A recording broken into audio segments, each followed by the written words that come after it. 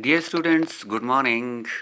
Today we are going to discuss or study last topic of lesson number 3, difference between census and sample methods. I think you are very much clarified with the definitions of census and sample methods. Today we are going to create a differentiate between them. What is the difference between two methods? First point is coverage.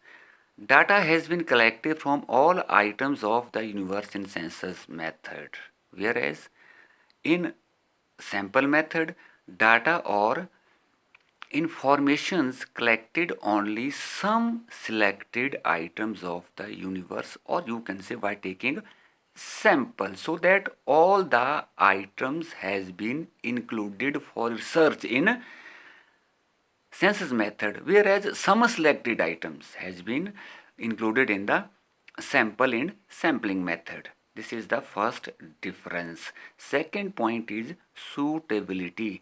As you know, census method is mostly useful only in limited or small area, whereas sample method is useful also in a larger area. If the area for research is bigger or large or huge, you can use sample method. If the uh, area is small, you can use census method for study. Third point is accuracy. Where is the research is more accurate or reliable? This is the point. In census method, all items of the universe has been studied or inquired, so it is more accurate and reliable method as compared to sample method, because in sample method some items has been taken into the sample. So it is quite clear that information and conclusion taken by census method is more accurate and reliable than sample method. Fourth point is cost. Sample method need less money, labor or cost to research as compared to census method. So it is also very clear that census method need huge amount of money, cost and time to research. And fifth point is time. It is very clear also census method require more time to research or investigate as compared to the sample method. Last and sixth point is very important in this regard, and dear students, try to understand it. Verification. In doubtful cases, it is very difficult to investigate again from starting to end in census method. Whereas in sample method, you can investigate again by taking another sample. When in a hospital, doctor take a syringe of blood to investigate about the blood group. If the doctor is doubtful in that case, he can take another sample to research from start to ending. But this is not in, you can say, census method. So verification is possible in sample method, whereas it is very difficult to in census method. So that in doubtful conclusions you can inquire again by sample methods, but it is not possible in census method. Dear students, this is the uh, end of lesson 3.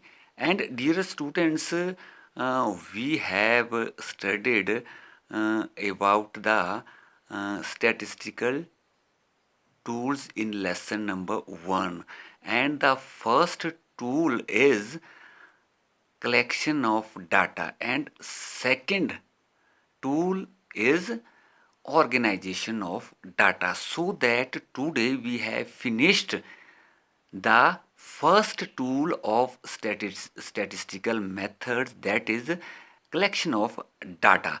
In lesson number 2, or you can say In lesson number 2, we have studied about the primary and secondary data. So today I want to remind, or you can say recall, some earlier studies we have completed. So in lesson number 2, first of all we have studied about the sources of primary and secondary data. After that we have studied about the primary data and secondary data, meaning and definition of primary and secondary data, and we have studied the method of collecting primary data. Number 1, direct personal investigation. Second method was indirect oral investigation. Third was information from local sources or correspondents. And fourth methods was information through questionnaire or schedules.